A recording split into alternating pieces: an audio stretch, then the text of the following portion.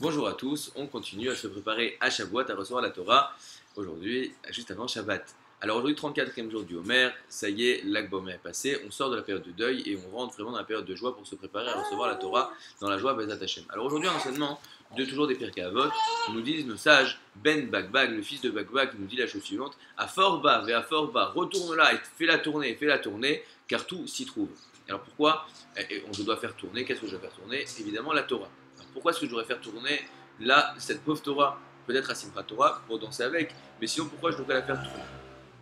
Il faut savoir une chose, qu'une des façons, comment est-ce qu'on étudie la Torah?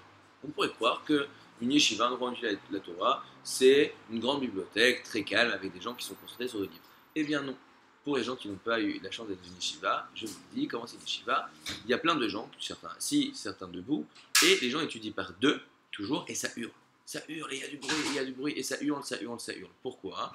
Parce que la façon d'étudier la Torah, c'est de venir proposer différents aspects et différentes visions d'un même point. Et chacun va venir apporter sa vision de la chose, et l'autre va venir apporter l'autre vision, et chacun va venir apporter des arguments pour venir éclairer un certain point de vue. Alors, c'est ce qu'on appelle la marloquette. La marloquette, c'est quand il y a deux avis sur une chose. Nous dit Bagbag, sache une chose. À fort bas, je vais à fort bas. Retourne là et retourne là. C'est-à-dire, quand tu vois deux avis, il y a un point. Quand tu vois deux visions d'une même chose, ne viens pas de dire, au fond, c'est le premier point qui a raison et moi je me raccroche à ça. Mais, dis-toi non.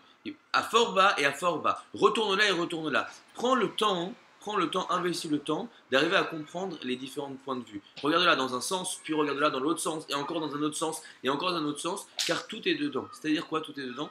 Que tous les points de vue, on dit Shivim Panim la Torah, il y a 70 aspects, 70 facettes à la Torah, et bien plus encore d'ailleurs. C'est-à-dire que chaque angle de vue va venir m'apprendre quelque chose, et c'est de ça que tout est dedans. Ne viens pas te dire juste, il n'y a qu'une seule façon de la voir, et voilà, et c'est tout, parce qu'au fond, tu vas rester d'une vision superficielle et tu n'auras pas l'ensemble de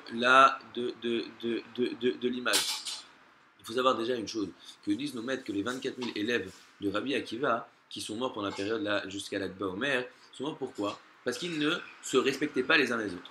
On a du mal à imaginer que les élèves de Rabbi Akiva étaient en train de s'insulter ou de se moquer les uns des autres. Qu'est-ce que c'est-à-dire qu'ils ne se respectaient pas? Savoir qu'une chose, que Rabbi Akiva, nous dit le Midrash, que Rabbi Akiva aurait pu être à la place de Moshe Rabbeinu d'une certaine manière et transmettre toute la Torah. Toute la Torah était contenue dans Rabbi Akiva. Les 24 000 élèves représentaient chacun une facette de la Torah, de Rabbi Akiva, de toute la Torah. Et qu'est-ce qui s'est passé?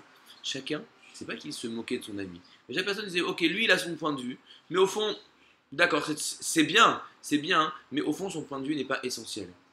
Et disent nos sages que tous les points de vue viennent créer l'ensemble de la Torah. Et s'il manque un point de vue, alors il manque un aspect de la Torah n'est pas entière et la réalité n'est pas entière. On a besoin de tous les points de vue, de tous les angles d'approche pour comprendre la profondeur et la réalité d'une chose. Alors ça nous amène un petit peu, on a beaucoup parlé du Lachon Hara. Il faut comprendre une chose, il y a aussi un interdit de croire du Lachon Hara. Pourquoi? Parce que si on vient, et moi je te raconte une histoire, je te raconte avec un certain point de vue, alors qu'est-ce qu'il faut?